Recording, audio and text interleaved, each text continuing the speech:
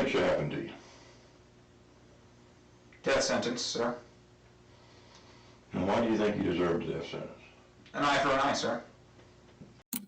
2012ခုနှစ်နှင်းနေဝေးနေတဲ့ဒီဇင်ဘာလမနက်ခင်း6နာရီခွဲလောက်မှာ Sheriff Travis Plummer ဟာသူ့ရဲ့ကားလေးနဲ့လှည့်ကင်းတာဝန်ထမ်းဆောင်နေပါတယ်။ဒီလိုနဲ့ပဲသူ့ရှေ့မှာကားကိုတားတဲ့ခက်ပြစ်ပြစ်လူငယ်တူကိုတွေ့တော့သူမနဲ့စောစောမှရထားတဲ့တဲ့နဲ့တွဲပြီးတစ်ခုခုကိုဖြတ်ကနေတတိယသွားပါတယ်။သူ့စိတ်ထဲမှာသင်္ကာမကင်းလို့အဲ့ဒီလိုကားရက်ပြီးလက်ကအသင်တနက်ပေါ်တင်လေးသံမမနဲ့မှောက်ခိုင်းလိုက်တော့အဲ့ဒီလိုမငင်းပါဘူးသူ့တန်တရားပိုခိုင်းมาသွားပါတယ်သူအနားကိုသတိနဲ့ကတ်သွားပြီးလက်ထိတ်ခတ်တော့အဲ့ဒီလူပြောတာကဆရာတို့အလိုရှိနေတာကျွန်တော်ပါပဲတဲ့မင်္ဂလာပါခင်ဗျာ Cold Truth ကနေပြန်လဲကြိုဆိုပါရစေကျွန်တော်နာမည်ကတော့အောင်ကောင်းမြတ်ဖြစ်ပါတယ်ဒီနေ့မှာတော့ကျွန်တော်ပြောပြမျှဝေသွားခြင်းတဲ့ဇာတ်လမ်းလေးကတော့ခန်းစားချက်ဆိုတာလုံးဝမရှိတဲ့နောင်တမဲ့လူသက်သမား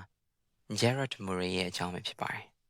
ဘာကြောင့်သူ့ကိုနောင်တမဲ့လူသက်သမားလို့ခေါင်းစဉ်တက်ရတာလဲဆိုရင်ဟုတ်ကဲ့တစ်ချက်ရှုစားကြည့်ပါခင်ဗျာ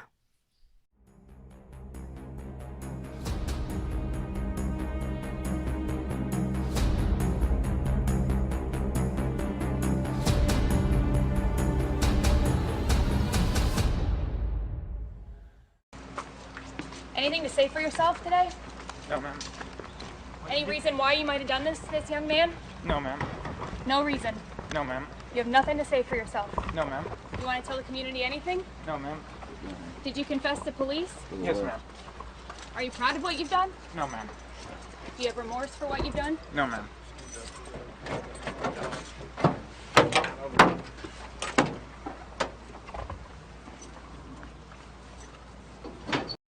Okay, and what do you remember telling me? In summation that I'm guilty, yes. Of what? Of murder. Okay, and who did you murder? Gennaro. Okay, and how did you murder him? With a gun. I shot him in the head twice. Okay. 3 shots were fired, 1 missed. And where did you shoot? Where was this? Where did this happen at? Around 5 miles north of Asher, Oklahoma, on a side road. ဒီမှာကြည့်လိုက်မယ်ဆိုရင်ဒီစစ်ဆေးမင်းများကရဲ့လေတူကလေးလံနေတယ်လို့ခန်းစားရတာကိုတွေ့ရပါလိမ့်မယ်။ဒါပေမဲ့အဲ့ဒီလေးလံမှုကစုံတော့ကြောင်မဟုတ်ဘဲ Gerard Murray ရဲ့ပုံမှန်မဟုတ်တဲ့ထူးထူးခြားခြားတည်ငြိမ်မှုကြောင့်ပါ။ဒီအပိုင်းမှာစုံတော့ကသူ့ကိုအချက်ကင်တာမျိုးမလုပ်ဘဲလွတ်လွတ်လပ်လပ်ပြောဆိုခွင့်ပေးထားတဲ့နည်းဗျူဟာကိုသုံးထားတာကိုတွေ့ရပါလိမ့်မယ်။သူ့ရဲ့စကားပြောပုံမှာဆိုရဲစကားဖြည့်ဆွက်လုံးတွေကိုမကြာခဏသုံးသွားတာကိုသတိထားကြည့်ပါ။ဥပမာဗျာin summation နဲ့general ဆိုတဲ့နေရာတွေမှာပါဒီနေရာမှာအဲ့ဆိုရဲဟာထိတ်လန့်လို့ထွက်လာတာမျိုးမဟုတ်ဘဲသူ့ရဲ့အုံနောက်ကအချက်အလက်တွေကိုစနစ်တကျပြန်ထုတ်နေရတာကြောင့်ဖြစ်တဲ့ cognitive load တစ်ခုပါသူဟာစိတ်လှုပ်ရှားမှုမရှိတဲ့အတွက်စကားလုံးတွေကိုအလှဆင်ဖို့မကြိုးစားပါဘူးသူ့တော်ဒါဟာမေကွန်းတစ်ခုကိုအပြေမှန်ရအောင်စဉ်းစားနေရတဲ့တာမန်လုပ်ငန်းစဉ်တစ်ခုလိုပါပဲအဲ့မှာစုံတော့ရဲ့မေကွန်းတွေကိုသတိထားကြည့်မယ်ဆိုလို့ရှိရင်လည်းမင်းတို့ကိုဘယ်လိုတက်ခဲ့တာလဲဆိုတဲ့မေကွန်းမျိုးကတရားခံကိုကိုယ်တိုင်ဝန်ခံခိုင်းတဲ့နည်းလမ်းပါစုံတော့ကစကားလမ်းကြောင်းပေးတာမျိုးမလုပ်ဘဲGerard ကိုယ်တိုင်သူ့ရဲ့လုပ်ရက်ကိုရှင်းပြဖို့အခွင့်အရေးပေးလိုက်တာဖြစ်ပါတယ်။ Gerard ရဲ့တုံ့ပြန်မှုကတော့တုံလုံးစရာကောင်းလောက်ကိုတိကျပါတယ်။ကျွန်တော်သူ့ရဲ့ခေါင်းကို2ချက်တစ်နဲ့ပစ်တယ်။3ချက်ပစ်တာမှတစ်ချက်ကလွဲသွားတယ်ဆိုတာမျိုးပေါ့။ဒီနေရာမှာဆိုရင်လို့ပြောတာတွေလုံးဝပျောက်ကွယ်သွားတာတွေ့ရပါလိမ့်မယ်။ပြစ်ခတ်မှုရဲ့အသေးစိတ်အချက်လက်တွေကိုပြောတဲ့အခါမှာသူ့ရဲ့မှတ်ဉာဏ်ကအရန်ကိုကြည်လင်နေပြီးတော့ဘာတွန်းဆုံမှုမှမရှိတော့တာကိုတွေ့ရမှာပါ။ဒါဟာသူဒီအပြုမှုကိုအချိန်ချင်းပြန်လဲစဉ်းစားနေကြတာဖြစ်နိုင်ပါတယ်။နောက်ဆုံးမှာအခင်းဖြစ်ပွားတဲ့နေရာကိုမေးတဲ့အခါမှာလည်းအရှာရဲ့မြောက်ဖက်9မိုင်လောက်လို့ပဲတည်တည်ငြိမ်ငြိမ်လမ်းညွှန်နိုင်ကြတော့လေတွေ့ရပါတယ်။သူ့ရဲ့စိတ်ထဲမှာဒီနေရာလူတက်မှုဖြစ်ပွားရတဲ့နေရာ crime scene တစ်ခုထက်မြေပုံပေါ်အချက်လက်တစ်ခု data လိုမျိုးကိန်းကနန်းနေအနေနဲ့ပဲသူစဉ်းစားတာပါ။ဒီစစ်ဆေးမင်းမြတ်မှုရဲ့ဒီအပိုင်းမှာဆိုရင်ကျွန်တော်တို့ကြီးမားတဲ့သတိပေးချက်တစ်ခုပေးသွားတော့တွေ့ရပါတယ်။အဲ့ဒါကတော့ Gerard Murray ရဲ့စိတ်ထဲမှာဒီတက်ဖြတ်မှုအပေါ်နောင်တရခြင်းဒါမှမဟုတ်ကြောက်ရွံ့ခြင်းဆိုတဲ့စိတ်ခံစားချက်တွေလုံးဝကင်းမဲ့နေတယ်ဆိုတာပါပဲ။ And the young man that you said to me that you shot twice in the head. Yes, sir. And his name, do you know his full name? No, sir. I only know his first name. And his first name is what? Gennaro. I do not know how to spell that, but it is with a G. Okay. ဒီအပိုင်းမှာတော့ Gerard Murray ရဲ့စိတ်ထဲမှာတည်ဆုံးသူ Gennaro ဟာဘလို့တရှိနေတယ်လဲဆိုတော့ပို့ပြီးတော့ထင်ထင်ရှားရှားမြင်တွေ့ရမှာပါ။မင်းမြတ်မှုတစ်လျှောက်မှာ Gerard ဟာအရန်ကိုချင်းကြီးတာကိုတွေ့ရပါတယ်။သူဟာ yes sir, no sir ဆိုတဲ့စကားလုံးတွေကိုစနစ်တကျသုံးနှုန်းနေတာကိုလည်းတွေ့ရပါလိမ့်မယ်။ဒါအတော်လေးကိုထူးဆန်းတဲ့ဆန့်ကျင်ဘက်အနေထားအင်္ဂလိပ်လိုခေါ်တော့ paradox လို့ခေါ်တဲ့ဟာပါ သူဟာလူအတိုင်းဝိုင်းရဲ့အကြီးမားဆုံးစည်းကမ်းဖြစ်တဲ့လူမတက်ရဆိုတဲ့ဥပဒေကိုချိုးဖောက်ထားပေမဲ့တာမန်စကားပြောဆိုမှုမှာကြတော့လူမှုရေးစည်းကမ်းတွေကိုအတိအကျလိုက်နာနေတာကိုတွေ့ရပါတယ်။ဒါကသူဟာယူနေတာမျိုးမဟုတ်ဘဲနဲ့ဘာလို့လုပ်တင်တယ်ဘာလို့မလုပ်တင်ဘူးဆိုတော့ကောင်းကောင်းကြီးသိနေတဲ့အပြင်တစ်ဖက်လူကိုဘယ်လိုစိတ်ကျဉ်အောင်ထားရမလဲဆိုတော့ဟာနားလည်နေတဲ့သဘောလို့သုံးသပ်လို့ရပါတယ်။စုံတော့ကတေဆုံးသူရဲ့နာမည်အပြည့်စုံကိုသိသလားလို့မေးတဲ့အခါမှာတော့ Gerard ကမသိပါဘူးဆရာနာမည်ရဲ့ပထမဆုံးအလုံးကိုပဲသိပါတယ်လို့ဖြေပါတယ်။ဒီနေရာမှာပါလာတဲ့ဆိုတဲ့ဟာကသူတစုံတရာကိုဖုံးကွယ်ဖို့ကြိုးစားနေတာထက်သူတကယ်ပဲဂယုမဆိုင်လို့မသိခဲ့တဲ့အချက်တစ်ခုကိုပြန်စဉ်းစားနေရတဲ့ပုံစံမျိုးပါ။သူ့အတွက်တော့ဒီ general ဆိုတဲ့စကားလုံးဟာလူသားတစ်ယောက်ဆိုတာထက်အမည်နာမတစ်ခုသက်သက်ထက်ပိုမပေါ်ပါဘူး။ဒါကြောင့်မလို့လဲ general လို့ခေါ်ရဗျ။ဆလုံးပေါင်းတော့ကျွန်တော်မသိဘူး။ G နဲ့စတာတော့သိတယ်လို့ပြောတဲ့အခါမှာလဲသူ့ရဲ့လေတံကကျောင်းစာအုပ်ထဲကဆလုံးပေါင်းတစ်ခုကိုမှန်နေအောင်လိုက်ညှိနေရတယ်လို့မျိုးပဲဘာမှမဟုတ်တယ်လို့မျိုးပေါ့နော်တည်ငြိမ်လွန်းနေတာကိုတွေ့ရပါတယ်။ဒီချက်ကဘာကိုဖော်ပြနေတယ်လဲဆိုရင် Gerard ဟာတေဆုံးသူကို objectify လုပ်ထားတယ်ပြောရရင်တော့လူတစ်ယောက်လိုမမြင်မဲ့အရာတစ်ခုလိုမြင်တယ်လို့အတိတ်ပဲရတဲ့အနေထားလို့သုံးသပ်လို့ရပါတယ်။သူ့လက်နဲ့သူကိုယ်တိုင်တက်ခဲ့တဲ့လူရဲ့နာမည်အပြည့်စုံကိုတော့မသိတာ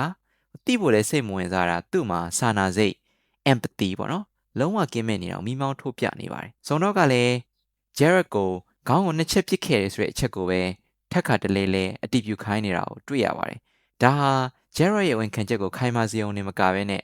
သူ့ရဲ့အေးဆက်လှတဲ့တုံ့ပြန်မှုတွေကိုပေါ်ပြီးပေါ်လွင်စေဖို့အတွက်နီးဗျူဟာကြကြမေးခွန်းမေးနေတာဖြစ်ပါတယ်။ဒီနေရာမှာတော့ကျွန်တော်တို့တခုသတိပြုမိတင်တာကဘာလဲဆိုတော့ဒီ Gerard Murray အတွက်ကတော့သူဟာလူတစ်ယောက်အသက်ကိုနှွှတ်ယူခဲ့တာထက်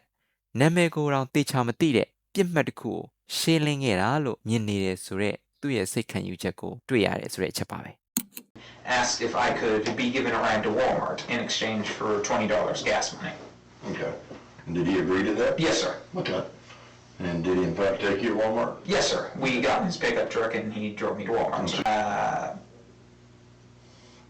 1.7 miles, sir. 1.7 miles. Yes, sir. Okay. Now, so he took you to Walmart, Yes, sir. and did you both go in? No, we did not go in, sir. Okay, and why not? We pulled into the parking lot, then I pulled the weapon on him and demanded that he take me to Asher, Oklahoma, sir. Okay, and why did all of a sudden did you decide that you needed to go to Asher?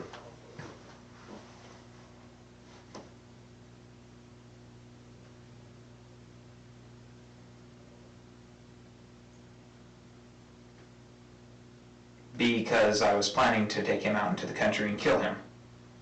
Okay. So, when you got him at the dorm, was your intention never to go to Walmart? Yes, sir. ဒီအပိုင်းမှာတော့ဘာကိုတွေ့ရတယ်လဲဆိုလို့ရှိရင် Gerard ဟာလူသက်မှုမဖြစ်ခင်ရှေ့ပြေးဖြစ်ရတွေကိုအသေးစိတ်ပြန်ပြောပြနေတော့တွေ့ရပါတယ်။သူဟာ General ရဲ့အဆောင်ကိုသွားခဲ့တယ်။ Walmart ကိုလိုက်ပို့ပေးဖို့အတွက်စီဖို့$20နဲ့ကမ်းလှမ်းခဲ့တယ်ပေါ့နော်။ Walmart ဆိုတာကတော့ကျွန်တော်ပြောရမယ်ဆိုလို့ရှိရင် grocery store ပေါ့နော်ကျွန်တော်တို့ဒီဈေးဝယ်တဲ့ဈေးဆိုင်လိုဟာမျိုးပါပဲ။အဲ့မှာဆိုလို့ရှိရင်ကတော့သူ့ရဲ့စိတ်ပိုင်းဆိုင်ရာတိကျမှုကိုတစ်ချက်ကြည့်လိုက်ပါ။စုံတော့ကကျောင်းကနေ2မိုင်လောက်ဝေးသလားလို့မေးတဲ့အခါ Gerard က2.2မဟုတ်သေးဘူးဗျ1.8မိုင်မှာဇရာလို့ပြင်ပေးပါတယ်ဒီနေရာမှာသုံးသွားတဲ့တို့ဘာလို့ဆိုတာတွေကမှားရင်းနေတဲ့အချက်လက်တွေကိုသူ့ခေါင်းထဲမှာပြန်ပြီးတော့တွက်ချက်နေတာပါသူ့အတွက်တော့1.8မိုင်နဲ့2မိုင်ဆိုတာကွာခြားချက်ရှိပြီးတော့အချက်လက်မှန်ဖို့အတွက်အရေးကြီးတယ်လို့သူခံယူထားပါတယ်Walmart ရဲ့ကားပါကင်ကိုရောက်တဲ့အခါမှာသူဟာ General ပေါ်တနက်ထုတ်ပြီးချင်းချောက်ခဲ့ပါတယ်ဒီအချိန်ထိGerard ရဲ့အတန်ဟာတည်ငြိမ်နေသေးပါပဲ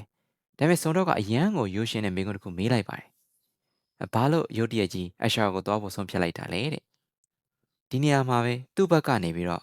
12စက္ကန့်လောက်ကြာအောင်အတန်ထွက်မလာတော့ဘဲနဲ့တိတ်ဆိတ်သွားခဲ့တာကိုတွေ့ရပါတယ်ဒီ12စက္ကန့်ဟာစုံတော့ကိုကြောက်လို့တုန်လှုပ်နေတဲ့အချိန်မဟုတ်ပါဘူးစိတ်ပညာအရဒါဟာ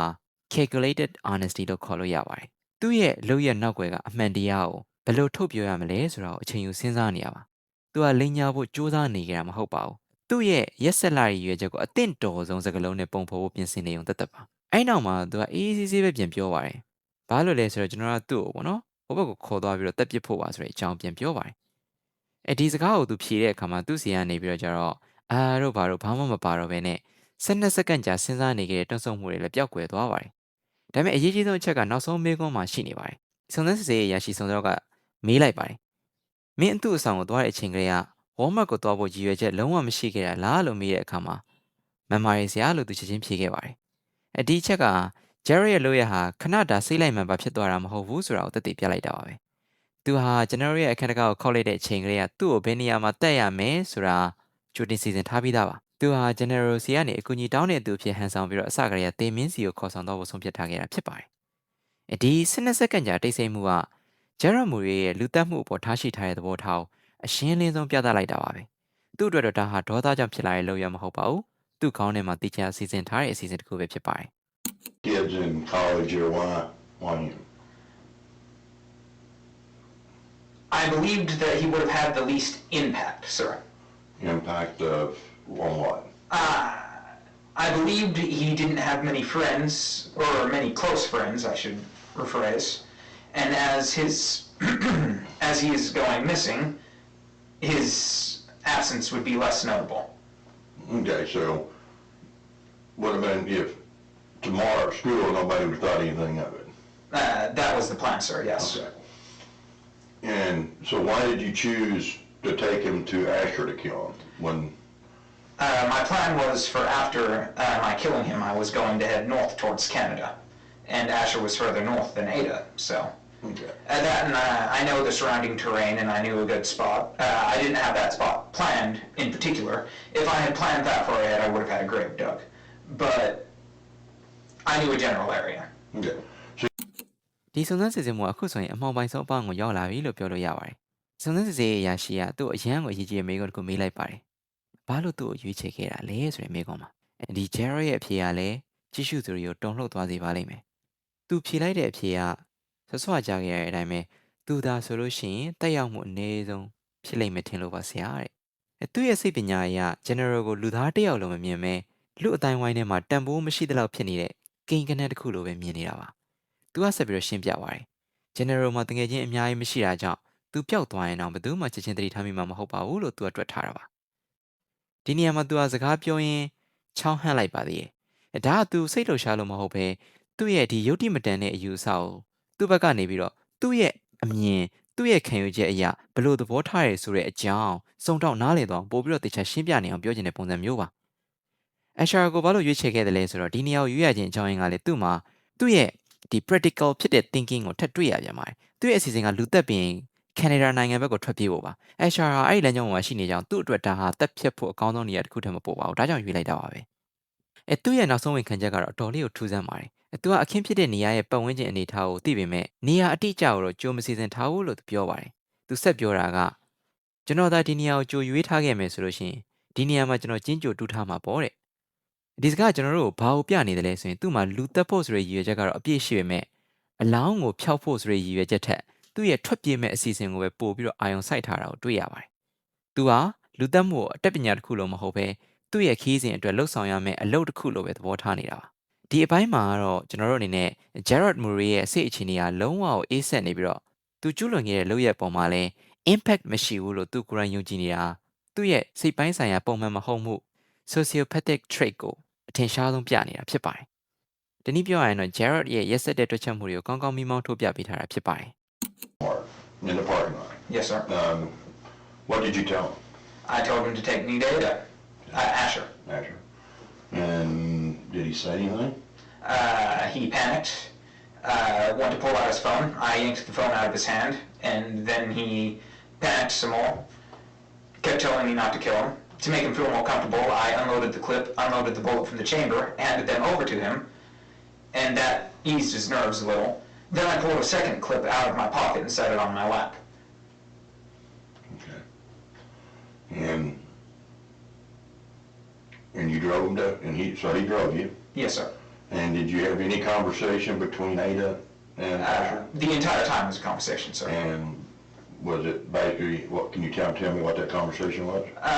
About from Ada to halfway to Asher, it was just my trying to reaffirm him that I wasn't going to kill him to calm his nerves. And then from that point on, we was talking on our upbringings, our past, our family histories, things of more philosophical nature, etc., etc. Okay. ဒီအပိုင်းမှာတော့ Jared ဟာတနက်ထုတ်ပြီးတော့ General ကိုဘယ်လိုချင်းချောက်ခဲ့တယ်ဆိုတာကိုပြပြပါတယ်။ပို့ပြီးတော့ကြောက်စရာကောင်းတာတနက်ထုတ်ပြီးတော့သူဆက်လုပ်ခဲ့တဲ့အပြုအမူတွေပါ general ဟာဖုန်းထုတ်ဖို့စူးစမ်းပြီးတော့အရန်ကိုတုံးလို့ခြောက်ချသွားတဲ့အခါ Gerard ကသူ့ကိုတောင့်တတဖြစ်သွားအောင်ဆိုပြီးတော့တနက်ထဲကကြည်ရင်ကိုထုတ်ပြခဲ့ပါတယ်သူဟာ general ကိုတနက်ထဲမှာကြည်စံမရှိတော့ဘူးလို့ယုံကြည်အောင်လုပ်ပြီးမျှော်လင့်ချက်တူတွေပေးခဲ့တာပါဒါဟာစာနာစေးကြောင့်လုပ်ခဲ့တာမဟုတ်ပါဘူးဒါကသားကောင်ကိုငြိမ်ဝတ်သွားအောင်လုပ်တဲ့ဒီလုံခြုံစေပြီလို့အထင်မှားစေခြင်းပေါ့နော် false sense of security ပေးခြင်းတက်ထက်မပိုပါဘူးဒါကသူကတစ်ဖက်မှာကြည်ရင်အလွတ်ကိုပြနေပေမဲ့သူ့ရဲ့အိတ်ကထဲမှာဒုတိယကြည်ရင်တခုအသင့်ရှိနေရဲဆိုတာကို general ကိုသူအသိမပေးခဲ့ပါဘူးနောက်ထပ်ထူးဆန်းတာကတော့ Ada ကနေ Asher ကိုမောင်းတဲ့လမ်းတစ်လျှောက်လုံးသူတို့နှစ်ဦးစကားပြောနေခဲ့ကြတာပါ Gerald က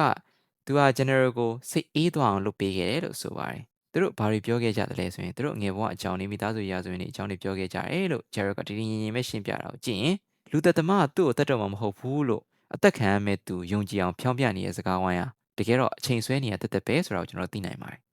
ဒီနေရာမှာတော့ Jerry ရဲ့အတန်ထဲမှာအားပါညာဆိုတာတွေပြန်ပါလာတာတွေ့ရပါလိမ့်မယ်။သူကအဲ့ဒီအချိန်ကအခြေအနေကိုပြန်လဲပုံဖော်နေရတာဖြစ်တဲ့အတွက်သူ့ရဲ့စကားပြောနှုန်းကအနေငယ်နှိကွေးပါတယ်။သူ့အတွက်ကတော့ဒါဟာထူးထူးခြားခြားကြောက်စရာကောင်းတဲ့ပြက်ပြက်ထင်ထင်မှတ်မိနေတဲ့ဖြစ်ပျက်တစ်ခုမဟုတ်ဘဲနဲ့သူ့ရဲ့အစီအစဉ်အောင်မြင်ဖို့အတွက်သားကောင်ကိုဘယ်လိုထိန်းချောင်းခဲ့တယ်လဲဆိုတော့တာမန်အဖြစ်ပျက်တစ်ခုကိုဆောင်ရွက်ခဲ့တဲ့အနေထားလောက်ပါပဲ။ General အတွက်ကတော့ဒါသူ့အတွက်ကိုကယ်တင်ဖို့အတွက်နောက်ဆုံးမျှော်လင့်ချက်တွေနဲ့ပြောခဲ့ရတဲ့စကားဝိုင်းမှာ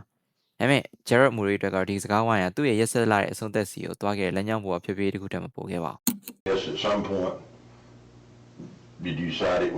now was the time? Yes, sir. Okay, and what happened? I loaded the gun quickly, chambered the round quickly, shot once, missed, shot a second time, hit, jumped out of the car, went around. He was driving 10, 15 miles an hour, so it was rather slow. Ran around the hood of the car, and of course it was slow when he wasn't purposefully driving. Tried to pull him out, couldn't get him out until he already had hit the tree. Pulled him out there, dumped him into the... before I dumped him into the ditch, I heard him gurgling. I'm not sure if that was a physiological or physical process after death, but I thought that he might have still lived through that somehow, because he was gurgling, so I shot him again and then shoved him down in the ditch. I then got his phone. Okay, hang on, let's back up just a second. Yes, sir. You fired the first round. Yes, sir. And you missed. Yes, sir. Do you know where that round hit? I believe it hit the top of the door, but it might have hit the window. Did the window bust? The window did bust, sir, but I don't remember if that was the first or the second round. Okay. So you fired once and missed. Yes, sir. And you fired a second round. Yes, sir. And did you hit him then? Yes, sir. And you hit him in the head? In the side of the head, yes, sir. Okay, so it would have been his right hand? It was around here, sir. The right-hand side of his head? Or Yes, sir. Somewhere by the ear? Yes, sir. And he kind of started veering off the road? To the left, sir. Okay. And that's when you got out and ran around? Yes, sir. And you opened the door? Yes, sir. And you tried to pull him out? Yes, sir. And so when you shot, and he was still gurgling? Yes, sir. So was he setting up when you shot him that hit it again? No, sir. He was lying down on the ground. So you pulled him out of the truck? And just threw him on the ground, and then I heard him gurgling, so I shot him a second time. And where did you hit him the second time? I'm not certain, but I believe the head as well. Okay, the front, back side? I believe it was the same side as before. Same side as before? Yes, sir. So you think you hit him twice, or you know you've hit him in fact once in the head? Yes, sir. And then the second round is probably in the head area too? Yes, sir. Okay. And then you rode him down the ditch? Yes, sir. And what did you do then? I grabbed his phone from inside the vehicle. I was going to put it on the ground and shoot it as well. But I have a bit of night blindness and didn't see the steepness of the hill where it started to veer down. Mm-hmm. So when I threw it down, it slid down the hill and landed screen side down, so I wasn't able to find its location. Okay. So his phone is somewhere around his body? Yes, it should be. Okay. It might be underneath his body. Okay. And did you do something with the body after that? Yes, sir. I repositioned it and then tried to cover it, admittedly not well, with leaves, dirts, and stick. Okay. A stick? Yes, sir. There was a stick on the side of the hill. I just grabbed everything on the side of the hill and pushed it on top of him. Okay.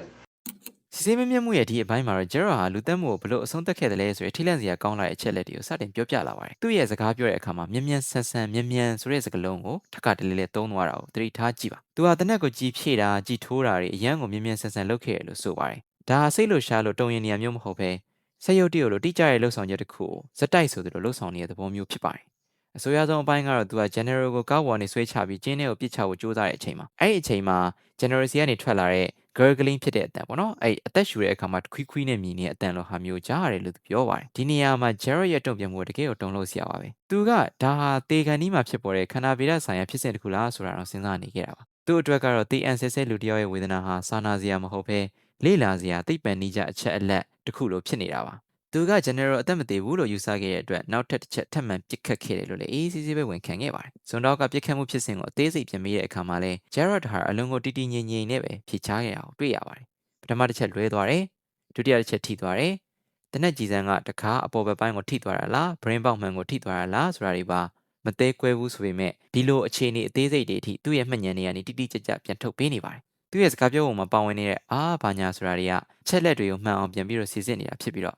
သူ့ရဲ့စိတ်ပိုင်းဆိုင်ရာဒီတက်ဖြတ်မှုတွေတစ်လျှောက်လုံးမှာအတိစိတ်ကက်နေုံနဲ့မကပဲအရာအားလုံးကိုထိန်းချုပ်ထားနိုင်ခဲ့တယ်ဆိုတာပါပြသနေပါတယ်ဒီအပိုင်းရဲ့အဆုံးမှာတော့ Jared Murray ဆိုတဲ့လူဟာလူတစ်ယောက်ကိုတက်ဖို့အတွက်ဘလောက်ထိအေးဆက်တဲ့သွေးအေးလူသက်သမားတစ်ယောက်ဖြစ်နေတယ်လဲဆိုတာကိုကျွန်တော်တို့အထင်ရှားမြင်တွေ့လိုက်ရတဲ့အပိုင်းလေးဖြစ်ပါတယ် You did. I headed back to the truck and tried to get it unstuck. So you put it in reverse and tried to. And then drive and tried to, and it wasn't going. So after that, I So looked. when you say it wasn't going, it was because it was stuck. I believe one of the wheels was off the ground and it wasn't making traction. Okay. And so you could get the truck out. So what did you do then? I looked to the left, and from the headlights, I saw that I could still see his own shirt, so I covered him up better. Most of the people were truckers, so they just kept driving. They had a place to go. And then whenever your patrol car was pulling up behind me, I didn't know it was a patrol car. I stuck my thumb out, and you was there for the rest. And that's when that's when me and you first came in contact. Correct? Yes, sir. And you advised them to get on the ground, correct? Yes, sir. Okay. And that's when I had you put your hands behind your back. Yes, sir. And then when I approached you, I asked you for my safety and your safety, did you have a gun? Yes, sir. And you said no. Yes, sir. And you remember what else you said? I might have mentioned the ammunition in my left pocket, sir. Yes, sir. And then what else? I'm the one you're looking for. တက်ဖြတ်မှုပြီးသွားတဲ့နောက်မှာတော့ Jared ရဲ့အာရုံစိုက်မှုဟာတေဆုံးသူစီမှာလုံးဝမရှိတော့ပဲလက်တွေ့ကျတဲ့ပြဿနာဖြေရှင်းမှုတွေစီချက်ချင်းပြောင်းလဲသွားပါတယ်။သူ့ရဲ့စကားပြောပုံမှာတော့တို့အဲ့လိုတွေတုံးပြီးတော့အဖြစ်အပျက်ကိုပြန်လဲပုံဖော်နေရပေမဲ့သူ့မှာဘာထိတ်လန့်မှုမှမရှိတော့ပါဘူး။အလောင်းကိုဖုံးအုပ်ပြီးနှုတ်ပါ။သူလုပ်ခဲ့တဲ့ပထမဆုံးအလုပ်ကတော့သားကောင်ရဲ့ကားကိုရှင်နေရနေပြန်ထုတ်ဖို့ကြိုးစားတာပါ။ကားဘိန်းတစ်ခုကမြေကြီးနဲ့လွတ်နေလို့ရုံးမရဖြစ်နေတာကိုသူကစစ်ပြင်စရာတယောက်လိုအေးအေးဆေးဆေးသုံးသက်နေခဲ့နိုင်တဲ့အနေအထားကိုတွေ့ရပါတယ်။ဒီထက်ပိုပြီးတုံးလို့စရာကောင်းတာတော့ကားရှိမိအောင်ကြောင့် general ဝစ်ထားတဲ့လိမ်မော်ရအောင်အင်ကြီးကိုမြင်နေရလို့တိချပြန်ဖုံးခဲ့တယ်လို့ပြောတဲ့အပိုင်းမှာသူတို့ဒါလူသားတယောက်ကို queue site တာမျိုးမဟုတ်ပဲတက်တက်တစ်ခါတစ်ခုကိုဖုံးကွယ်ဖို့ကြိုးစားတဲ့လုပ်ငန်းစဉ် test တစ်ခုတက်ပါပဲနောက်တစ်ခုဆက်ပြောရရင်တော့ကားကလုံးဝရုံးမရတဲ့အခါမှာသူကလက်မပေါ်ထွက်ပြီးတော့တယောက်ယောက်စီကနေကားကြုံတောင်းဖို့ဆုံးဖြတ်လိုက်ပါတယ်လူသက်ပြီးကသာလူတယောက်အေးဆေးပဲလမ်းပြီးမှရက်ပြီးကားကြုံတားနေခဲ့တာပါသူကဒီနေရာမှာဒါပေမဲ့ဆိုရဲhowever ဆိုတဲ့စကားလုံးကိုသုံးပြီးတော့ကားသမားတွေကသူတို့သွားစရာရှိတာပဲဆက်သွားနေကြရက်မပေးကြဘူးဆိုတဲ့အကြောင်းကိုရိုးရှင်းရှင်းပဲပြောပြပါတယ်အထူးခြားဆုံးအခိုက်အတန့်ကတော့ရဲကင်းလှည့်ကရောက်လာချိန်မှာပဲသူကဒါကိုရဲကားမှမသိပဲကားကြုံတောင်းဖို့လက်မထောင်ပြခဲ့တာပါရဲတွေကသူ့ကိုမှောက်ခိုင်းဝေခိုင်းပြီးတော့လက်ထိတ်ခဲ့တဲ့အချိန်ထိသူဟာအခုသူ့ကိုစစ်ဆေးနေတဲ့စုံစမ်းရေးအရာရှိကသူ့ကိုဝေခိုင်းမှောက်ခိုင်းပြီးတော့လက်ထိတ်ခဲ့တဲ့အချိန်ထိသူဟာ yes sir လို့ဒီငြိမ်ငြိမ်ပဲပြန်ဖြေနေခဲ့တာပါဒီနေရာမှာစုံတော့ကအရင်အကြီးကြီးတဲ့အချက်တစ်ချက်ကိုထောက်ပြပါတယ်ရဲအရာရှိကသူ့ရဲ့လုံခြုံရေးအတွက်မင်းမှာတနက်ပါသလားလို့မေးတဲ့အခါမှာ Jared က no လို့ဖြေခဲ့ပါတယ်ဒါကသူ့မှာရှိတဲ့တနက်ကိုရဲကိုလိန်ညာဖို့စူးစမ်းပြီးတော့ဖုံးကွယ်တာမျိုးမဟုတ်ပါဘူးသူ့ရဲ့အလွန်အမင်းတိကျလွန်းတဲ့ hyperliteral အတွေးခေါ်ကိုပြသနေတာပါသူ့ရဲ့အယူဆတနက်ကမပါဘူးလို့ပြောလို့ရတယ်ဘာကြောင့်လဲဆိုတော့တနက်ကသူ့ရဲ့ကိုယ်ပေါ်မှာမရှိဘဲနဲ့ကားထဲမှာကြံခဲ့တာဖြစ်တဲ့အတွက်ကြောင့်မလို့တနက်ရှိသလားဆိုတဲ့မေးခွန်းပေါ်မှာမရှိဘူးလို့ဖြေခဲ့တဲ့သဘောမျိုးဖြစ်ပါတယ်သူ့ရဲ့စိတ်ပိုင်းဆိုင်ရာအခြေအနေတစ်ခုလုံးရဲ့အတိတ်နဲ့ပေါ်ထည့်မစင်စားဘဲနဲ့စကလုံးတွေရဲ့တိုက်ရိုက်အတိတ်ပဲကိုပဲအာရုံစိုက်နေတဲ့သဘောမျိုးပေါ့နော်စိတ်ပညာအရာတော်လေးကိုထူးခြားတဲ့အချက်ဖြစ်ပါတယ်ဒီအပိုင်းကိုခြုံငုံသုံးသပ်ရမယ်ဆိုရင်တော့ Jared Murray ဆိုတဲ့လူငယ်အေးဆက်လာတဲ့ရုပ်တည်ဗေဒနဲ့စာနာစိတ်ကင်းမဲ့နေမှုအထင်ရှားဆုံးပြသသွားတာဖြစ်ပါတယ်သူဟာလူသက်မှုကိုလည်းတာမန်အလုပ်တစ်ခုလိုပဲမြင်တယ်လို့စစ်ဆေးမင်းမြတ်မှုမှာလည်းသူ့ရဲ့တိကျတဲ့အမှန်တရားတွေကိုပဲပြောဆိုသွားခဲ့တာဖြစ်ပါတယ်အဲ့ဒါလေးကိုစစ်ကြည့်လိုက်အောင်ဗျာ It's very long. He just said that he was always fat and overweight and got made fun of it, so he had confidence issues. And then I said I had that problem, but that problem stopped in about the 5th grade. So And why did it stop? the bullies that picked on me, I beat them up. Okay, and was that at Asher? Yes. Okay. So you basically beat them up, not because you just wanted to beat them up, but because they was making fun of you. To stop them from making fun of me. Yes. Okay, I can understand that. စုံစမ်းစစ်ဆေးမှုရဲ့ဒီနောက်ဆုံးအပိုင်းမှာတော့ Gerard Murray ရဲ့အတိတ်ကပုံရိပ်ချိုးနဲ့သူ့ရဲ့စိတ်နေစိတ်ထားဘယ်လိုပြောင်းလဲလာခဲ့တယ်လဲဆိုတာကိုကျွန်တော်စတင်မြင်တွေ့ရပါတယ်။စုံစမ်းစစ်ဆေးရေးအရာရှိကပေါ့နော်သူတို့နှစ်ဦးဒီ Gerard နဲ့ General ဂျားကစကားဝိုင်းအကြောင်းထပ်မံမေးမြန်းတဲ့အခါမှာတော့ Gerard ကသူတို့ရဲ့ကြီးပြင်းလာပုံအကြောင်းကိုပြောပြရဲလို့ဆိုပါတယ်။ဒီနေရာမှာသတိထားမိရမှာသူတို့နှစ်ဦးရဲ့မတူညီတဲ့ဘဝအတွေ့အကြုံတွေပါ။ General ဟာသူအမြဲတမ်းကိုယ်အလေးချိန်များလို့အနိုင်ကျင့်ခံခဲ့ရတဲ့အတွက်ကိုယုံကြည်မှုအားနည်းခဲ့ကြောင်းပြောပြခဲ့တယ်လို့ Gerard ကဆိုပါတယ်။ Gerard ကတော့သူ့မှာအဲ့လိုပြဿနာမျိုးမရှိဘူးလို့ထီထီငြိမ်ငြိမ်ပြန်ဖြေခဲ့ပါတယ်။မရှိတာတော့မဟုတ်ရှိခဲ့တယ်ပေါ့နော်။ဒါပေမဲ့နောက်ပိုင်းမရှိတော့ဘူးဆိုပြီးတော့ဖြေပါတယ်။အထူးခြားဆုံးချက်ကတော့အဲ့ဒီ Gerard ရဲ့ပြဿနာကိုဖြေရှင်းပုံပေါ့နော်။ဒီ conflict resolution မှာသူတို့ကိုအနိုင်ကျင့်တဲ့သူတွေကိုဘယ်လိုကင်တွယ်ခဲ့တယ်ဆိုတဲ့မေးခွန်းကိုကျွန်တော်အနိုင်ကျင့်တဲ့ဒီကောင်လေးကိုကျွန်တော်ကတွေ့ထည့်လိုက်တယ်ဆိုတဲ့ပုံစံမျိုးပေါ့နော်။အဲ့လိုမျိုးဝင်ခံခဲ့ပါတယ်။သူ့ရဲ့စကားပြောပုံမှာဆိုတာကိုသုံးတော့ရင်သူ့ရဲ့အဖြေကတော့ရန်ကိုတက်ရကြပြီးရှင်းလင်းနေပါတယ်။သူ့အတွက်ကတော့အနိုင်ကျင့်ခံရရက်တန့်စေဖို့အတွက်ကိုအကျန်းဖက်ခြင်းကအထီရောက်ဆုံးနီလာတစ်ခုလို့ပြင်စမာတဲ့အရွယ်ကလေးကလက်ခံထားခဲ့တာဖြစ်နိုင်တယ်လို့ကျွန်တော်သုံးသပ်လို့ရပါတယ်။ဒီနေရာမှာ Gerard ရဲ့စိတ်ပိုင်းဆိုင်ရာဟာဒီကိုထိလက်ရောက်တုံ့ပြန်ခြင်းဆိုတဲ့ကိစ္စတစ်ခုကိုပုံမှန်ကိစ္စတစ်ခုလို့မြင်နေတာကိုတွေ့ရပါတယ်။သူကလူတွေကိုနာကျင်အောင်လုပ်တာဟာတစုံတစ်ခုကိုရက်တန့်ဖို့ဒါမှမဟုတ်သူ့ရဲ့ရည်ရွယ်ချက်အောင်မြင်ဖို့အတွက်လိုအပ်တဲ့လုပ်ငန်းစဉ်တစ်ခုလို့ပဲယူဆထားတဲ့အနေအထားမျိုးဖြစ်ပါတယ်။ဒီစုံစမ်းစစ်ဆေးမှုကိုပြန်သုံးသပ်ကြည့်မယ်ဆိုရင်ဒီ Gerard Murray ဆိုတဲ့လူငယ်ဟာအလွန်ကိုတိကျတဲ့အေးဆက်တဲ့ပြီးတော့အကြမ်းဖက်မှုတွေပေါ်မှာဘာအမှားယွင်းမှမမြင်တဲ့စိတ်နေစိတ်ထားမျိုးပိုင်ဆိုင်ထားတော့တွေ့ရမှာပါ။သူဟာစကလုံးတွေကိုတိုက်ရိုက်အထိပ္ပယ်တိုင်းယူဆသလိုသူ့ဘဝရဲ့ပြဿနာတွေရောလည်းအေးဆက်လာတဲ့ယုတ်တိဖေးရတွေနဲ့ပဲဖြစ်တန်းခဲ့တဲ့အနေအထားမျိုးဖြစ်ပါတယ်။ Are you taking any medications for any mental illness? No, sir. Have you ever? No, sir. Do you take drugs? No, sir. Have you ever taken drugs? I smoked marijuana in my mid to early teenage years. When's the last time you smoked marijuana? Maybe 6 years ago, maybe 5. You ever done any other type of drugs? No, sir. You're not on any medication? No, sir. Just an albuterol inhaler for asthma, sir. You do have asthma? Yes, sir. နောက်တစ်ဆင့်မှာစုံတော့ဟာ Gerard ရဲ့လုပ်ရက်တွေနောက်ွယ်မှာတွန်းအားပေးနေရတဲ့အကြောင်းရင်းတွေရှိမရှိသိနိုင်ဖို့သူ့ရဲ့စိတ်ကျန်းမာရေးနဲ့လူနေမှုပုံစံကိုစတင်မြင်မြန်ခဲ့ပါတယ်။စုံတော့က Gerard မှာစိတ်ပိုင်းဆိုင်ရာယောဂတစ်ခုအတွက်ဆေးဝါးမှီဝဲနေရခြင်းရှိမရှိမေးတဲ့အခါမှာသူကမရှိပါဘူးဆရာလို့ပြပြသားပဲညှင်းဆိုခဲ့ပါတယ်။သူ့ရဲ့အတိတ်မှာလည်းအလားတူဆေးဝါးကုသမှုခံယူခဲ့ခြင်းမျိုးမရှိဘူးလို့ဆိုပါတယ်။ဒါကတော့တော်လေးကိုထူးခြားတဲ့အချက်လို့ပြောလို့ရပါတယ်။ Gerard ကျူးလွန်ခဲ့တဲ့ရက်ဆက်လွန်လာတဲ့လုပ်ရက်တွေဟာစိတ်ယောဂအခန်းတစ်ခုကြောင့်သို့မဟုတ်ဆေးဝါးတွေရဲ့ဘေးထွက်ဆိုးကျိုးကြောင့်ဖြစ်လာတာမဟုတ်ဘဲနဲ့သူ့ရဲ့တည်ငြိမ်လာတဲ့အသိစိတ်ထဲကနေပဂရိအပင်ကိုအတိုင်းထွက်လာတဲ့ဆုံးဖြတ်ချက်တွေဖြစ်ကြောင်းပုံမထင်ရှားစေပါတယ်။မူရစီဝါသုံးဆမှုနဲ့ပတ်သက်ပြီးမေးမြန်းတဲ့အခါမှာသူကစေကျော်သက်အရွယ်မှာတော့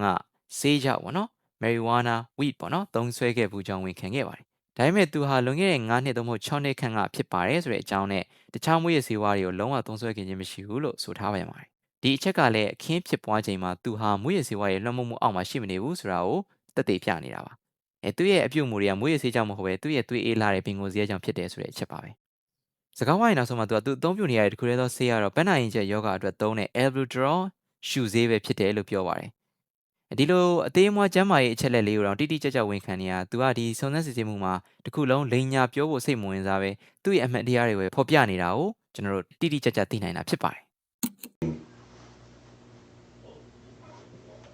What you got out of it? Can you help me?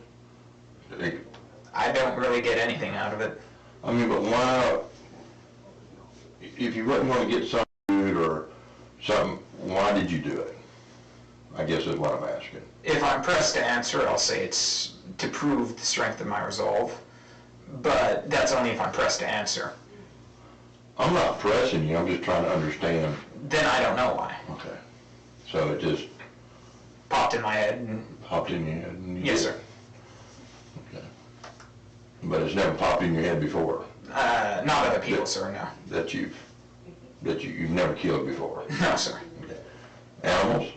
No, sir. I've never hunted. I know how to hunt. I know how to make a bow and arrow. I know how to field dress animals and whatnot. But I've never hunted before. No. Okay. နောက်တစ်ပိုင်းမှာတော့စုံစမ်းမမြတ်မှုရဲ့ဖျက်အခက်ဆုံးမေကွန်းတစ်ခုစီကိုရောက်လာပါပြီ။အဲ့ဒါကတော့ဘာကြောင့်လဲဆိုတဲ့မေကွန်းပါပဲ။စုံတော့ကဒီလိုတက်လိုက်လို့ Gerard အနေနဲ့ဘာအကျိုးအမြတ်ရလိုက်သလဲဆိုတာကိုနားလည်ဖို့ကြိုးစားနေတာပါ ဂျယ်ရော့ရဲ့ပထမဆုံးအဖြေအရန်ကိုရိုးရှင်းပါတယ်ကျွန်တော်ဒီကနေဘာမှမရပါဘူးဗျာတဲ့သူ့အတွက်ငွေကြေးလည်းမရဘူးနောက်တစ်ခုကပြောရမယ်ဆိုရင်တခြားစိတ္တဇလူသက်သမားတွေလိုမျိုးတက်ဖြတ်လိုက်ရခြင်းအပေါ်မှာကျေနပ်မှုလည်းမရပါဘူးဒါတွေကြောင့်သူတက်တာမဟုတ်ဘူးလို့ဆိုပါတယ်ဒါကတခြားတာမန်လူသက်သမားတွေသို့မဟုတ်စိတ္တဇလူသက်သမားတွေခွင်းဆက်လူသက်သမားတွေနဲ့ကွဲပြားနေတဲ့အချက်ပါပဲဆိုတော့ကထက်ပြီးတော့တွန်းအားပေးမြင်းမြတ်တဲ့အခါမှာဂျယ်ရော့ကသူ့ရဲ့စိတ်လှုပ်ရှားစရာအကောင်းဆုံးအယူအဆကိုထုတ်ပြောလာပါတယ်တကယ်လို့ကျွန်တော်အနေနဲ့မဖြစ်မနေဖြေဖို့အတွက်ဖိအားပေးခံရမယ်ဆိုရင်တော့ကျွန်တော်ရဲ့တန်ဒိတ်ထံဘလောက်ခိုင်မာတယ်ဆိုတာကိုတက်တည်ပြဖို့လို့ပြောရပါလိမ့်မယ်တဲ့သူ့အတွက်တော့ဒီလူသက်မှုဟာတစုံတစ်ယောက်ကိုမုန်းလို့လုပ်ခဲ့တာမဟုတ်ဘဲသူ့ကိုယ်သူလူသက်နိုင်တဲ့အထိစိတ်ဓာတ်ခိုင်မာမှုရှိမရှိစမ်းသက်တဲ့စမ်းသက်ချက်တစ်ခုလို့ဖြစ်နေတာပါသူဟာစကားပြောရင်အားဆိုတဲ့ failure word ကိုသုံးသွားပေမဲ့သူ့ရဲ့စိတ်ကူကတော့ကြိုတွင်တွေးထောထားပြီးသားပုံစံမျိုးပါပဲနောက်တစ်ချက်အရေးကြီးတဲ့အချက်ကတော့ဒီစိတ်ကူကသူ့ခေါင်းထဲကိုရုတ်တရက်ပေါ်လာတာဒီတိုင်းပဲပေါ်လာတာဖြစ်ပြီးတော့အရင်ကတခါမှလည်းဒီလိုမျိုးတက်ချင်စိတ်မဖြစ်ပေါ်ခဲ့ဘူးလို့သူကပြောပါတယ်သူကအရင်ကလူမပြောနဲ့တလိမ့်ဆန်တွေတော့အမဲလိုက်ခဲ့တက်ဖြတ်ခဲ့ဘူးတာမျိုးမရှိဘူးလို့ပြောပါတယ်သူကဘလို့အမဲလဲရမလဲဆိုတာကိုလည်းသိတယ်အလေးတွေမြားတွေလုတ်တက်တယ်လို့ပြောပြီးတော့သူပထမဆုံးအကြိမ်လူတက်မှုကျူးလွန်တဲ့အခါမှာလည်းလူတစ်ယောက်ကိုအေးအေးဆေးဆေးတက်ပြစ်နိုင်ခဲ့တာသူ့ရဲ့စိတ်တန်တိတ်ထန်ဘလောက်အထိကြောက်စရာကောင်းတယ်လဲဆိုတာကိုတက်တည်ပြနေတဲ့အချက်ဖြစ်ပါတယ် I had hoped to become a chemist for the Department of Defense. Kind of hard to do in Canada. Wouldn't you agree? Yes, sir. And I'm going to ask you this, and you can answer if you want. I'm having a hard time. Yes, sir. Do you I'm sad that I got caught so quickly. But that's almost lessened by being caught by someone who has sheriff on their jacket, so... But for killing them, no. get remorse? No, sir.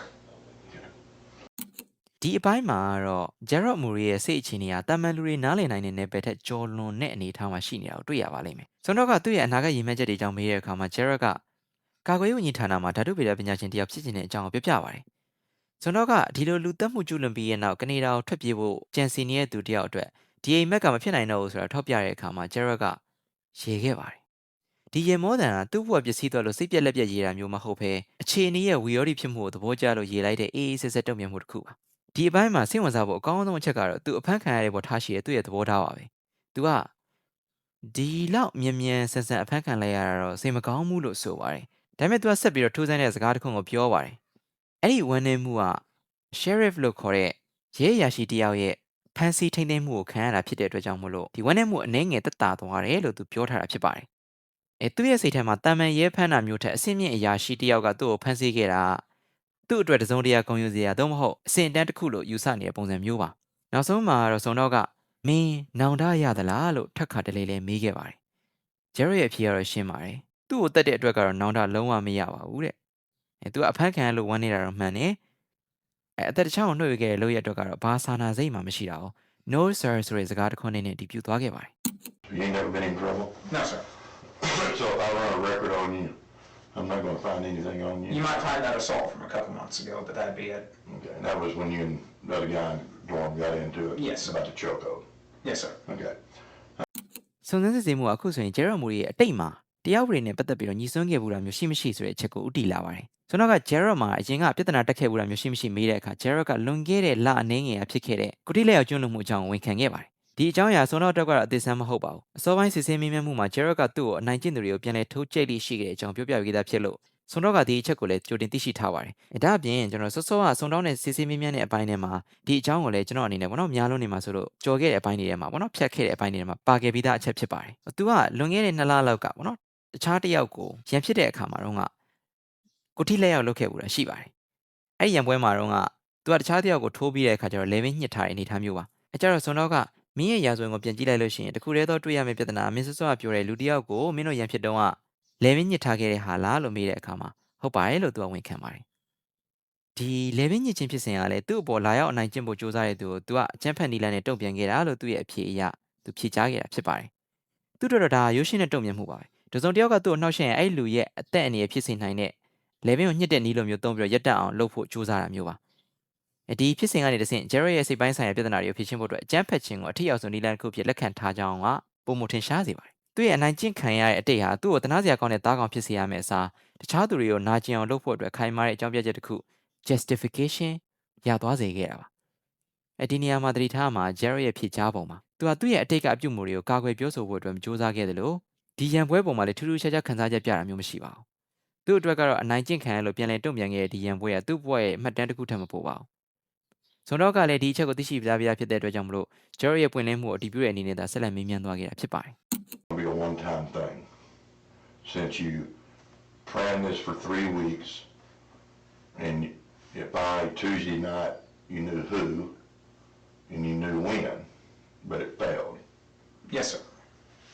Tell me why I should believe you that there just was going to be one person that was going to suffer from your consequences of killing. You have no reason to believe me, sir. I agree, but you're trying to tell me that you're just going to do it one time and that was going to be the end of it? Yes, sir. Okay. ဒီဘိုင်းမှာဆိုရင်စုံတော့ကဒီရာဇဝတ်မှုရဲ့နောက်ကွယ်ပုံမနဲ့ရှိုင်းတဲ့အမှန်တရားကိုထုတ်ဖော်ဖို့ကြိုးစားလာတာကိုတွေ့ရပါတယ်အဓိကမေးခွန်းကတော့ဒါတကယ်ပဲဒီတစ်ချိန်နဲ့အဆုံးသတ်သွားမှာလားဆိုတဲ့အချက်ပါပဲစုံတော့ကထောက်ပြလိုက်တဲ့အချက်ကတကယ်ကိုတုံ့လို့စရာပါဂျေရော့ကဒီလူသတ်မှုကိုချက်ချင်းထလုပ်ခဲ့တာမဟုတ်ဘဲနဲ့3ဘက်တိတိကြိုတင်စီစဉ်ခဲ့တာဖြစ်ကြောင်းဝန်ခံခဲ့ပါတယ်ဘသူ့ကိုတတ်မလဲဘယ်အချိန်မှာတတ်မလဲဆိုတာကိုအင်ကာနေ့ညကလေးကသူအတိအကျသိရှိနေခဲ့တာဖြစ်ပါတယ်ဒီလိုတေချာစနစ်တကျပြင်ဆင်ထားတဲ့လူတယောက်အတွက်ဒါတစ်ချိန်နဲ့ပြီးသွားမယ်အလုပ်လို့ပြောတဲ့ပေါ့စုံတော့ကလုံးဝအယုံကြည်မရှိပါဘူးဒီနေရာမှာ Jared ရဲ့တုံ့ပြန်မှုကထူးခြားပါတယ်ကျွန်တော်ကငါဘာကြောင့်မင်းကိုယုံရမလဲလို့မေးတဲ့အခါသူကကျွန်တော်ကိုယုံဖို့ဆရာမှာဘာအကြောင်းပြချက်မှမရှိပါဘူးလို့ပွင့်ပွင့်လင်းလင်းပဲပြန်ဖြေခဲ့ပါတယ်ဒါသူ့ကိုသူကာကွယ်ဖို့လုံးဝစိတ်ဝင်စားဘူးဆိုတာကိုပြနေတာပါသူကလိန်ညာဖို့မကြိုးစားသလိုတစ်ဖက်သူ့ကိုယုံကြည်လာအောင်လည်းဖြောင်းပြခြင်းမရှိပါဘူးသူကဒါဟာတစ်ချိန်နဲ့အဆုံးသတ်မှဖြစ်ကြောင်းကိုပဲအေးအေးဆေးဆေးထပ်မံတည်ပြုခဲ့တာဖြစ်ပါတယ်သူ့ရဲ့စိတ်ပိုင်းဆိုင်ရာအရန်ကိုထူးဆန်းပါတယ်လူသတ်မှုအတွက်သတင်းပတ်နဲ့ချီပြီးစိတ်ချလက်ရှည်ပြင်ဆင်နိုင်စွမ်းရှိတဲ့သူတစ်ယောက်ဟာသူ့ရဲ့စိတ်ဆန္ဒကိုထိန်းချုပ်ထားနိုင်စွမ်းရှိတယ်လို့သူ့ကိုယ်သူယူဆထားပုံရပါတယ်ဒါပေမဲ့စုံတော့တက်ကတော့ဒီလိုသွေးအေးနဲ့စီစဉ်နိုင်စွမ်းကနောက်တစ်ချိန်မှာနောက်ထပ်သားကောင်တွေကိုရှာဖွေလာနိုင်တဲ့ခွင်းဆက်လူသက်သမား serial killer တယောက်ရဲ့လက္ခဏာမျိုးလိုပဲမြင်မှာပါပဲ By people,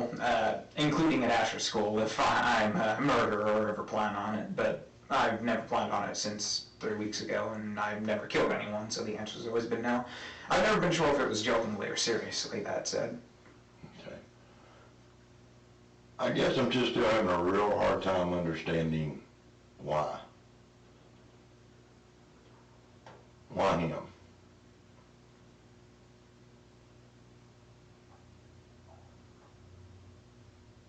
Well, if it was a random person, there's the possibility he could have children or something of that nature. If it was someone else up there, they have a lot more friends, they're a lot more social, so... So,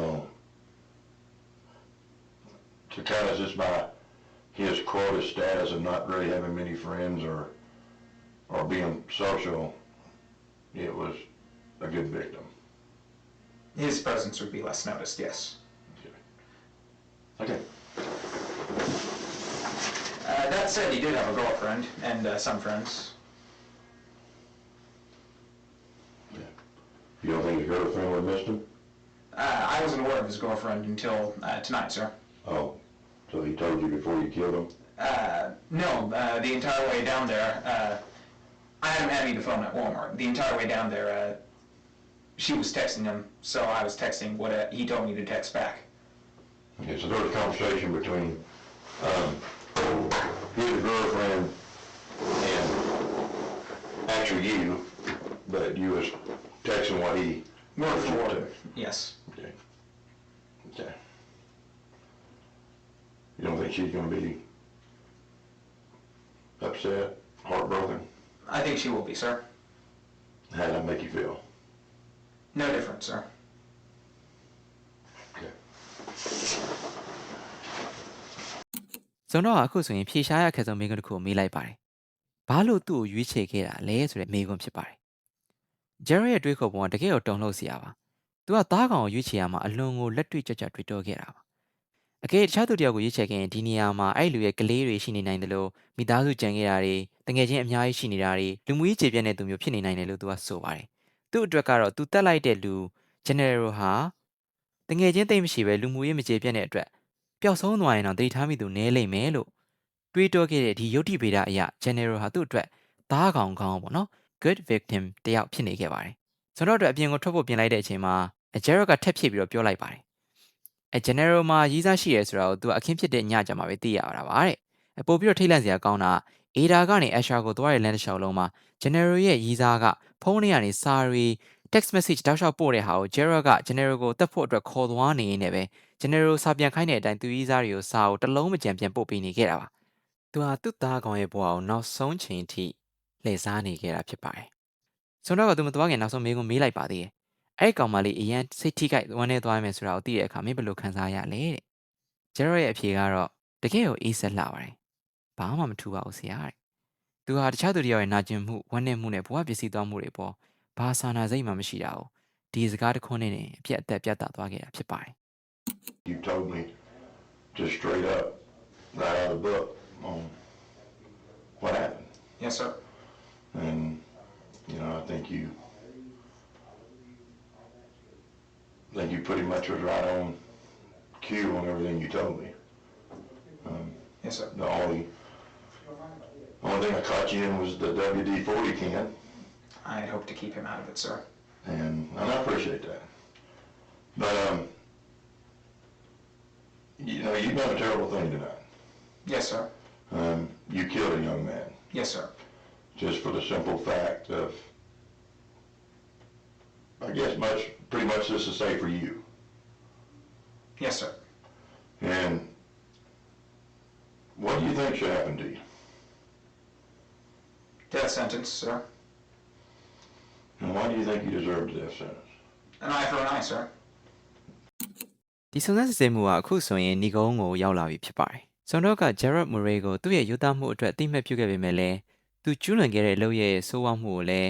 းပွင့်ပွင့်လင်းလင်းပဲချပြခဲ့ပါတယ်။ဒီစစ်ဆေးမြင့်မှုတစ်ခုလုံးမှာ Gerald လိန်ညာခဲ့တဲ့တစ်ခုတည်းသောအချက်ကတော့တက်တူတွေဘာတွေကိုတန့်ရှင်းရေးလုပ်တဲ့ WD-40 လို့ခေါ်တဲ့ဘူးလေးနဲ့ပတ်သက်တဲ့ကိစ္စပါပဲ။အဲ့ဒီဘူးသူကသူ့ရဲ့အခန်းပေါ်စီကနေရခဲ့တာဖြစ်ပေမဲ့အခန်းပေါ်ဒီအမှုထဲမှာမပါဝင်စေချင်တဲ့အတွက်ခိုးတာပါလို့လိန်ညာခဲ့တာဖြစ်ပါတယ်။ဒီကိစ္စတွေမှာကျွန်တော်သူ့ကိုမပါစေချင်ဘူးလို့လည်းသူကိုယ်တိုင်ဝန်ခံထားပါတယ်။ဒါလူတစ်ယောက်ကိုတတ်ဖို့၃ဘက်ကြာစီစဉ်နိုင်တဲ့လူတစ်ယောက်ကသူ့ရဲ့တငယ်ချင်းအပေါ်မှာတော့ထူးဆန်းတဲ့ကာကွယ်လိုစိတ်ရှိနေတာကိုပြနေတာပါ။ဆိုတော့က Gerald ဟာလူငယ်တစ်ယောက်ကိုတတ်ခဲ့တာဖြစ်တဲ့အတွက်ဒီလူကိုရွေးချယ်ခဲ့ရခြင်းအကြောင်းရင်းကမင်းအတွက်အနေကင်းလို့ယူဆခဲ့တာဖြစ်ကြောင်းကိုထောက်ပြတဲ့အခါမှာလဲသူကလည်းဟုတ်ပါတယ်လို့ပဲဝန်ခံခဲ့ပါတယ်။သူ့အတွက်တော့သားကောင်ဟာသူနဲ့ထိတိုက်တွေ့ရင်မနိုင်နိုင်တဲ့သူပျောက်ဆုံးသွားရင်တော့ဘယ်သူမှချက်ချင်းသတိမထားမိနိုင်တဲ့သူမျိုးဖြစ်နေခဲ့တာပါ။ဆိုတော့ကနောက်ဆုံးမှမေးလိုက်တာမင်းအပေါ်ဘာတွေဖြစ်လာသင့်တယ်လို့ထင်တယ်လဲဆိုတဲ့မေးခွန်းမှာ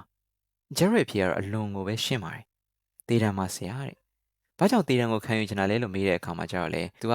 ကိုထားဥပဒေအတိုင်းပဲပေါ့နော်။မျက်လုံးတစ်လုံးအတွက်မျက်လုံးတစ်လုံးပေးဆက်ရမယ်လေဆရာလို့သူဖြေသွားပါတယ်။ဒီနေရာမှာတော့ကျွန်တော်တို့ဒီ Gerald ရဲ့ပုံမှန်မဟုတ်တဲ့ကိုကျင်တရားကိုတွေ့ရပါတယ်။သူကလူတစ်ယောက်ကိုတတ်ခဲ့တဲ့အတွက်သူ့ကိုယ်သူလည်းတေးထိုက်တယ်လို့ယုံကြည်နေပါတယ်။သူ့အတွက်တော့ဒီအားလုံးကညီမျှခြင်းတစ်ခုလိုပါပဲ။လူတက်မှုတစ်ခုကျူးလွန်ခဲ့တယ်။အဲ့ဒီအတွက်တံပိုးတစ်ခုပြန်ပေးရမယ်။ဒီသဘောပါပဲ။ဒီစုံစမ်းစစ်ဆေးမှုမှာ Gerald Murray လို့ခေါ်တဲ့သူအေးလူသက်သမားတစ်ယောက်ရဲ့စိတ်ဓာတ်ဟာတာမန်လူတွေနဲ့ဘယ်လောက်ထိကွာခြားနေသလဲဆိုတာအသက်သေးပဲဖြစ်ပါတယ်။ဒီအပိုင်းနဲ့တူ Gerald Murray ရဲ့စစ်ဆေးမြင့်မှုဟာပြီးဆုံးသွားပြီဖြစ်ပါတယ်။သူ့ရဲ့အဖြေတိုင်းမှာတွေ့ရတဲ့ထူးခြားတဲ့တည်ငြိမ်မှုနဲ့အေးဆက်ဆက်ရုပ်တည်ပေးတာလေးရတယ်။ကျွန်တော်တို့အတွက်စဉ်းစားစရာတွေအများကြီးချန်ခဲ့ပါတယ်။ကျွန်တော်တို့ပေါ့နော်ညီကုန်းချုံအနေနဲ့ပြောရမယ်ဆိုရင်တော့ Gerald Murray ရဲ့စစ်ဆေးမြင့်မှုစက္ကန့်ပေါင်းများစွာကြည့်ရှုပြီးတဲ့နောက်မှာကျွန်တော်တို့ဘာရီယိုသင်ခန်းစာယူနိုင်မလဲ။မေးစရာမေးခွန်းကကြတော့ရောသူဟာတာမန်ရာဇဝတ်သားတစ်ယောက်လား။ဒါမှမဟုတ်ဒီထက်ပိုပြီးတော့နက်နဲတဲ့စိတ်ပိုင်းဆိုင်ရာပြဿနာတစ်ခုလား။တေချာတဲ့တစ်ခုကတော့ Gerald Murray ဟာကျွန်တော်တို့တစ်ခုသတိပေးသွားပါတယ်။အကြမ်းဖက်မှုဆိုတ